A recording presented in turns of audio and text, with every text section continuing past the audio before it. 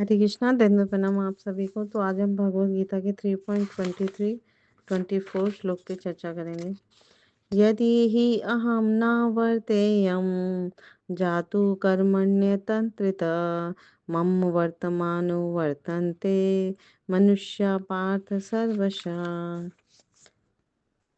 3.24 उस्सीदेयुरिमे लोका न कुर्यां कर्म चेदहं शङ्करस्य च कर्ता स्यामुपहन्या इमा प्रजा। अनुवाद तथा तात्पर्य श्री प्रभुपाद जी के द्वारा। श्री प्रभुपाद की जय। क्योंकि यदि मैं नियत कर्मों को सावधानी पूर्वक न करूं, तो हे पार्थ, यह निश्चित है कि सारे मनुष्य मेरे पथ का ही अनुगमन करेंगे। यदि मैं नियत कर्म न करूं, तो ये सारे लोग नष्ट हो जाएं। तब मैं अवांछित जन समुदाय वर्ण संकर को उत्पन्न करने का कारण हो जाऊंगा और इस तरह संपूर्ण प्राणियों की शांति का विनाशक बनूंगा। तो श्री प्रभुपाद जी तात्पर्य में बहुत सुंदर समझा रहे हैं कि भगवान अपने अपने उदाहरण से प्रस्तुत कर रहे हैं कि अगर वो नियत कर्मों को सावधानी पूर्वक ना करें, तो सारे जो मनुष्य हैं, साधारण जीव हैं, आम जनता है, वो उनके पथ का अनुगमन करेंगे, तो सारे लोग नष्ट हो जाएंगे और वर्ण संकर जो जन समुदाय है उसका कारण मैं बन जाऊंगा। तो इस तरह से प्राणियों के बीच में शांति जो है वो विनष्ट हो जाएगी, है ना। तो आध्यात्मिक जीवन की उन्नति के लिए सामाजिक शांति में संतुलन बनाए रखने के लिए कुछ परंपरागत कुल आचार होते हैं, है ना। कुछ रिचुअल्स होते हैं जो सभ्य व्यक्ति के लिए होते हैं, है ना। क्योंकि एक मनुष्य जो है उसे सभ्यता अगर सभ्य जीवन जी रहा है तभी वो मनुष्य है और बुद्धिमान मनुष्य है। तो विधि विधानों का शास्त्रों के अनुसार अगर वो अपना जीवन आचरण करेगा तो सभ्य व्यक्ति कहलाएगा। तो ऐसे विधि विधान केवल बद्ध जीवों के लिए, भगवान के लिए नहीं होते। लेकिन क्योंकि वे धर्म की स्थापना के लिए अवतरित हुए थे, तो इसलिए उन्हें निर्दिष्ट नियमों का पालन किया और अपने आचरण से सिखाया कि कैसे मनुष्य धर्म का पालन करना चाहिए। अन्यथा सामान्य व्यक्ति उन्हीं के पच्चनों का अनुसरण करते हैं, क्योंकि कृष्ण जो है, भगवान कृष्ण परम प्रमाण है, आदि कारण है। तो हम भी भगवान की तरह ही आचरण करने का या उनका उनका अनुगमन करने का प्रयास करते हैं। तो श्रीमद् भागवतम से ये ज्ञात होता है कि भगवान श्री कृष्ण अपने घर में और बाहर गृहस्थ उचित धर्म का आचरण करते रहे। आप पढ़ेंगे जब श्रीमद् भागवतम, तो बहुत सारा हमें ज्ञान मिलेगा, दिव्य ज्ञान मिलेगा, कैसे मनुष्य जीवन का में धर्म गृहस्थ धर्म का पालन किया भगवान ने। और एक जो व्यक्ति होता है उनसे उनसे शिक्षा प्राप्त करके अपना जीवन उसी तरह व्यतीत करता है। तो वर्ण संकर का व्याख्या है अवांछित समुदाय है जो समाज की शांति को भंग करता है। तो आजकल जो टेररिज्म हो रहा है या फिर उत्पात हो रहा है, भ्रष्टाचार हो रहा है, ये वर्ण संकर यानी अवांछित जन समुदाय की वजह से हो रहा है। तो इस सामाजिक अशांति को रोकने के लिए अनेक विधि विधान दिए गए हैं हमारे वेदों में। तो जिनके द्वारा स्वतः ही जनता आध्यात्मिक प्रगति के लिए शांत तथा सुव्यवस्थित हो जाती है। तो अगर हम वेदों के अनुसार, साधु गुरु शास्त्र के अनुसार अपना जीवन सुचारू रूप से चलाएं, व्यवस्थित करें, तो समाज में शांति ही शांति होगी और सुव्यवस्थित ढंग से ये समाज चलेगा। तो जब भगवान कृष्ण अवतरित होते हैं, तो ये ऐसे महत्वपूर्ण कार्यों की प्रतिष्ठा और अनिवार्यता को बनाए रखने के लिए इन विधि विधानों के अनुसार आचरण करते हैं। क्योंकि भगवान जो है समस्त जीवों के पिता हैं। तो अगर ये जीव पथभ्रष्ट हो जाए, तो अप्रत्यक्ष रूप से ये उत्तरदायित्व उन्हीं का है। क्योंकि हम देखते हैं कि एक घर में अगर पुत्र बिगड़ता है तो माता पिता पे ब्लेम करते हैं समाज। तो इसी तरह हम सब उनकी संतानें हैं। तो जीव पथभ्रष्ट ना हो, इसलिए भगवान जो परम पिता है वो सही आचरण करके हमें सिखाते हैं, अपने पुत्र तुल्य सारे मनुष्यों को सिखाते हैं कि ऐसा आचरण करो। क्योंकि एक उत्तर परम पिता होने के कारण वह अपने उत्तरदायित्व का बहुत सुंदर ढंग से निबाह करते हैं। तो जहाँ भी विधि विधानों का अनादर होता है और जब भी अनादर होता है, तो भगवान स्वयं समाज को सुधारने के लिए अवतरित होते हैं। तो ये एक कारण है भगवान का अवतार लेने का। किंतु हमें ध्यान देना होगा कि यद्यपि हम भगवान के वचनों का अनुसरण करना है, तो हम उनका अनुकरण नहीं कर सकते। अनुसरण करना अलग होता है और अनुकरण अनुकरण करना अलग होता है। तो हमें उनका पदचिह्नों के अनुसरण करना है। तो अनुसरण और अनुकरण दोनों एक जैसे नहीं होते। जैसे भगवान ने गोवर्धन पर्वत उठाया तो हम उसको अनुकरण नहीं कर सकते, है ना? भगवान 7 वर्ष की उम्र में ही, बाल्यकाल में ही गोवर्धन पर्वत उठाना, ऐसा कर पाना किसी मनुष्य के लिए संभव नहीं है। तो यदि कोई कहता है कि मैं भगवान हूँ, मैं ईश्वर का अवतार हूँ, तो उसको हम बोल सकते हैं, क्या ये गोवर्धन क्या 1 क्विंटल का बोरा उठा सकते हो? नहीं उठा पाएगा वो, क्योंकि ये सब भगवान ही कर सकते हैं। और भगवान ने ये सब इसलिए अमानवीय लीलाएँ की ताकि कोई अपने आप को ईश्वर घोषित ना करे। विराट रूप दिखाया।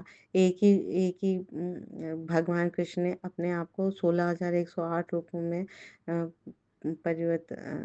रूपों में प्रकट करके एक साथ अलग-अलग रानियों के साथ महलों में रहा करते थे। क्या कोई साधारण मनुष्य जो अपने आप को ईश्वर कहता है, वो ये कर पाएगा? नहीं, ये मनुष्य कर ही नहीं सकता, इतनी शक्ति है ही नहीं। तो इसीलिए ये लीलाएँ जो हैं वो सिखाती हैं कि कोई धोखेबाज या कोई व्यक्ति अगर कोई अपने आप को ईश्वर कहे, तो हमें उससे पूछना चाहिए या कहना चाहिए, डिमांड करनी चाहिए। और अगर वो नहीं करता तो वो एक धोखा है ना? तो इस तरह से हमें उनके उपदेशों का पालन करना चाहिए, हमें किसी भी समय उनका अनुकरण नहीं करना चाहिए। तो श्रीमद् भागवतम में भी इसकी पुष्टि की गई है। 10.33 पॉइंट 30 एंड 31 श्लोका में, जहाँ पर बताया गया है मनुष्य को भगवान तथा उनके द्वारा शक्ति प्रदत्त सेवकों के उपदेशों का मात्र पालन करना चाहिए। जो भगवान ने हमें उपदेश दिए हैं भगवद गीता में, भागवतम में, उसका हमें सिर्फ पालन करना है।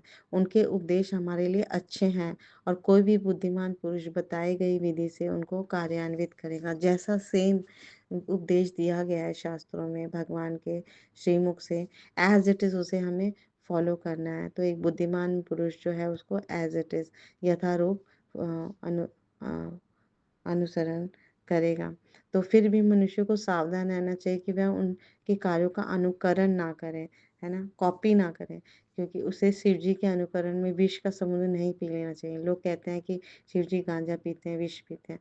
अगर वो कोई मनुष्य, साधारण मनुष्य शिव जी का अनुकरण करेगा तो तुरंत मर जाएगा, है ना? विष पीते ही वो तुरंत मर जाएगा। तो लेकिन भगवान शिव जी जो हैं वो विष पीकर अमर हो गए, उनको विष का असर ही नहीं हुआ। तो हमें सदैव ईश्वरों की या सूर्य तथा चंद्रमा की गतियों को वास्तव में नियंत्रित कर सकने वाले की स्थिति को श्रेष्ठ मानना चाहिए।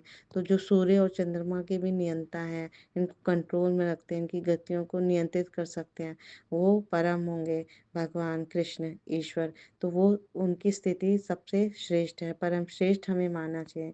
तो ऐसी शक्ति के बिना कोई भी सर्वशक्तिमान ईश्वरों का अनुकरण नहीं कर सकता।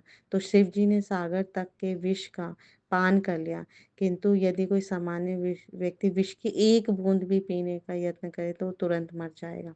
तो शिव जी के अनेक छद्म भक्त हैं जो गांजा और ऐसी अनेक मादक वस्तुओं का सेवन करते रहते हैं, और वे भूल जाते हैं कि शिव जी का अनुकरण करके वे अपनी मृत्यु को निकट बुला रहे हैं।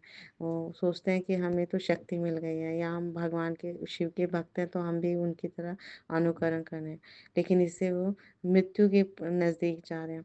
तो इसी तरह भगवान श्री कृष्ण के भी अनेक छद्म भक्त हैं, नकली भक्त हैं, जो भगवान की रासलीला या प्रेम नृत्य का अनुकरण करना चाहते हैं, लेकिन वो भूल जाते हैं कि वे गोवर्धन पर्वत को धारण नहीं कर सकते, है ना? विराट रूप नहीं दिखला सकते, कुछ भी नहीं कर सकते, अग्नि भी नहीं पी सकते। तो अतः सबसे अच्छा होगा कि लोग शक्तिमान का अनुकरण ना करके केवल उनके उपदेशों का पालन करें। तो हमें भगवान ने जो उपदेश दिए हैं उनका पालन भर करना है हमें, और है ना, उनका स्थान ग्रहण करने का प्रयत्न नहीं करना चाहिए। तो ऐसे अनेक ईश्वर के अवतार हैं जो जिनमें भगवान की शक्ति नहीं होती, तो वो झूठ बोलते हैं और लोगों को, जनता को गुमराह करते हैं, धोखा देते हैं। तो इसीलिए भगवान ये लीलाएं करते हैं ताकि उनका पर्दाफाश हो सके। तो भगवान श्री कृष्ण स्वयं ही सर्वोच्च नेता है, राजा है, गुरु, मुखिया, अभिनेता, सब कुछ है, सारे सब कारणों के आदि कारण हुए। तो इसलिए सामान्य जन के लिए उनसे बड़ा आदर्श कोई और हो ही नहीं सकता। तो उनके करने के लिए कोई भी कार्य नहीं है, तब भी वो इस धराधाम पे आते हैं ताकि सामान्य लोगों को नियत कर्म की प्रेरणा दे सके, है ना? उत्साह दे सके, प्रेरणा दे सके। तो भगवान तो श्वेताश्वतर उपनिषद में भी बताया जाता है कि भगवान श्री कृष्ण के करने के लिए कर्म कुछ है ही नहीं, और ना उनके कर्म ना करने का कोई कारण है, और ना कोई उनसे बढ़कर है, ना कोई उनसे उनके समान है, क्योंकि उनकी शक्ति सबसे ज़्यादा बढ़कर है, सबसे अधिक है, सबसे परे है। तो मनुष्य केवल विविध नामों और विविध रूपों से उनका वर्णन सुनते हैं। उनका बल, उनकी क्रियाएं, उनका ज्ञान स्वभावतः, है ना, आत्मसमर्थता स्वयं ही स्वयं का कारण है। तो भगवान इतने शक्तिशाली हैं कि उनका इतने शक्तिमान है, इतने शक्तिशाली कि उनकी इच्छा मात्र करने से सारे कार्य हो सकते हैं, ले क्योंकि उनकी इच्छा मात्र से ये जड़ प्रकृति जो है वो चलायमान है ना? और शास्त्रों में उन्हें कहा गया कर्तुम अकर्तुम अन्यथा कर्तुम समर्थ इति ईश्वर, या कि अर्थात श्री कृष्ण परम स्वतंत्र है। वे जो चाहे करे, चाहे ना करे, चाहे तो अन्यथा विपरीत करे। अन्य शब्दों में जो श्री कृष्ण करे वही परम सत्य है। तो जो भगवान कहते हैं वो परम सत्य है, आध्यात्मिक है। तो इसलिए लोगों के समक्ष आदर्श प्रस्तुत करने के लिए वो उचित आचरण करते हैं।